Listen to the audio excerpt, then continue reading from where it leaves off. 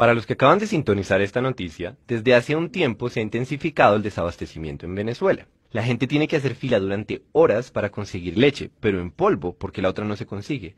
Hay escasez de mantequilla, queso y también de carne de res, pollo, harina, azúcar, aceite, arroz, café, papel higiénico, pañales, detergente, cloro y champú.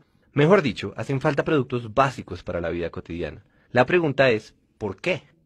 Algunos se refieren a los intentos de sabotaje por parte de los opositores. Otros culpan a Maduro como un líder mucho menos carismático y capaz que Hugo Chávez. Y como estas, hay muchas explicaciones. La caída del precio del petróleo, por ejemplo, es una noticia particularmente mala para Venezuela. Sin embargo, el verdadero problema, el estructural, es que Venezuela implementó una serie de medidas económicas y aunque estaban inspiradas en buenas intenciones, el tiro está saliendo por la culata. Pero antes de hablar de medidas económicas, pongámonos en contexto. Cuando los expertos dicen que la economía venezolana está fallando, la idea de fondo es que Venezuela, en lugar de economizar recursos, los desperdicia. Así de puntual es el problema. Pero, ojo, desperdicio no solo es botar agua o dejar la luz prendida. Desperdicio es usar los recursos en vano, cualesquiera que esos recursos sean. Tiempo, espacio, talento humano, conocimiento, no importa. El punto es que Venezuela, el país con la mayor reserva petrolera del mundo, está sufriendo de desabastecimiento porque hay 30 millones de personas que no logran coordinarse para ofrecer bienes y servicios, al menos no de forma eficiente. Entonces, si en efecto esto es lo que está pasando, busquemos la evidencia. Un buen lugar para comenzar es PDVSA, que es como Ecopetrol, pero en Venezuela. Por extraño que parezca, además de extraer petróleo y venderlo en el exterior, PDVSA importa alimentos para distribuirlos como parte de su misión de abastecer al pueblo venezolano. No es que esto esté mal en sí mismo, ni tampoco que este hecho pueda explicar el desabastecimiento, pero es muy diciente que una petrolera sea la entidad elegida para entregar alimentos. Ahora piensen en la burocracia en Venezuela. Por ejemplo, para importar productos hay que comprar dólares, pero resulta que en Venezuela el Estado es el que vende dólares y entonces hay que pasar por un proceso burocrático que puede durar meses antes de importar cualquier cosa.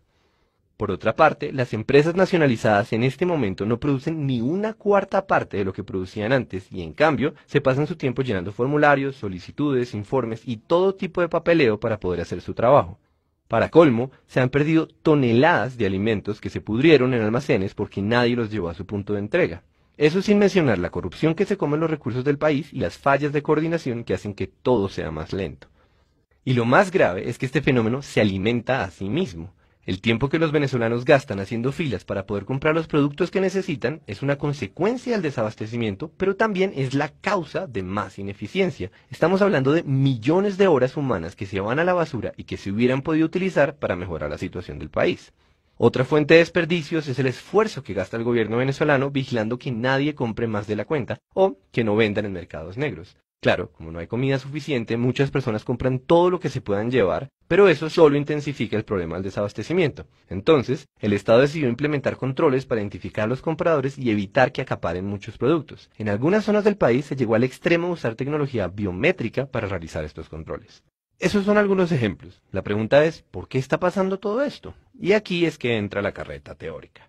Coordinar los esfuerzos de millones de personas es algo que desborda las capacidades de cualquier grupo de funcionarios.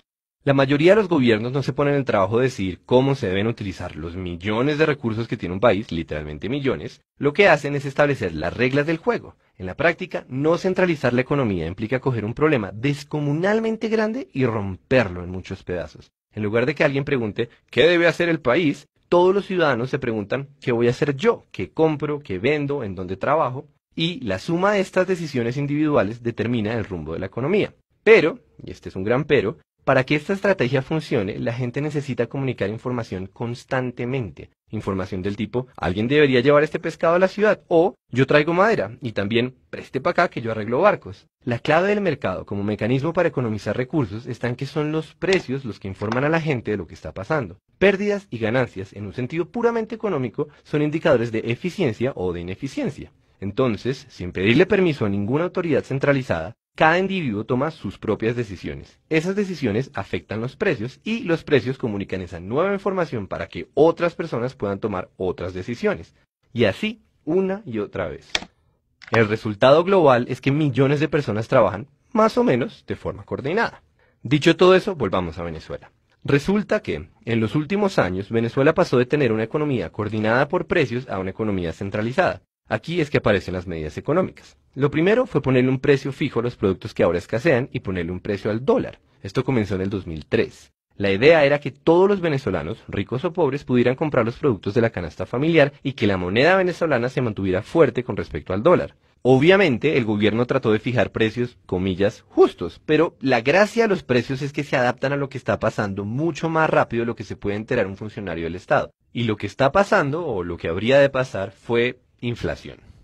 Poco después de regular los precios, el gobierno venezolano invirtió enormes cantidades de dinero en políticas sociales, y esto generó un desbalance gigantesco en las cuentas. Por supuesto, el problema no son las políticas sociales, sino el desbalance. Básicamente, la plata que entraba por impuestos y ventas de petróleo no era suficiente para cubrir los gastos. La única alternativa para mantener ese modelo era imprimir más dinero, algo que los gobiernos hacen con cierta frecuencia. Sin embargo, cuando la cantidad de dinero en circulación aumenta y el número de bienes y servicios sigue siendo el mismo, se produce la famosa inflación. Los precios suben para ajustarse a la nueva realidad. La nueva realidad siendo, hay más billetes, pero sigue habiendo la misma cantidad de leche. Pero, como estaban controlados, en lugar de subir, los precios se convirtieron en cifras absurdas.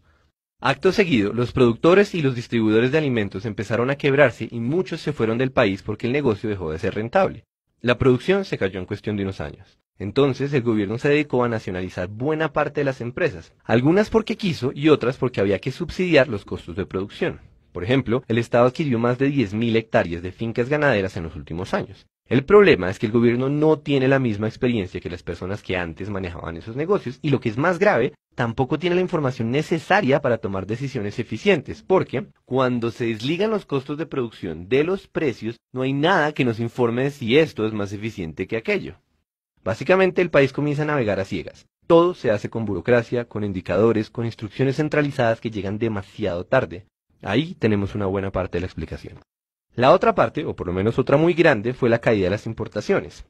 Ya dijimos que el dólar tiene un precio artificial en Venezuela. Pues bien, como solo el Estado vende a ese precio, conseguir dólares se volvió la titánica burocracia que mencionamos al principio. El gobierno debe elegir a quién se los da y con qué propósito, porque a ese precio no le alcanzan para todos. Y como si fuera poca cosa determinar cuál es la mejor manera de gastar esos dólares, o sea, el clásico problema de tener una economía centralizada, además, el gobierno debe partir de la desconfianza porque existen demasiados incentivos para la corrupción. Está el mercado negro, que también es una consecuencia de regular los precios. Piensen que todo aquel que logra comprarle al Estado un dólar o un pollo puede revender esas cosas, pero mucho más caras. Y por otro lado está la dificultad de controlar que nadie se robe los recursos públicos.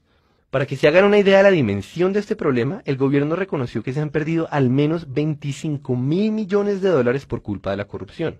Entonces, ni modo, ahora Venezuela debe invertir una enorme cantidad de recursos para asegurarse de que otros recursos, como los dólares, se usen de forma adecuada. Eso implica supervisar las importaciones, vigilar los procesos de producción y controlar el comportamiento de los ciudadanos. El resultado, más desperdicio y más ineficiencia. Y con esto volvemos a la idea inicial. Como habrán notado, esta historia tiene una moraleja bastante reciclada a estas alturas del siglo XXI, y es que debemos distinguir entre los ideales que inspiran una serie de medidas económicas y las consecuencias de esas medidas, por ejemplo, el desabastecimiento. Después de todo, no son los ideales los que nos dan de comer, sino el modo en que usamos los recursos que tenemos.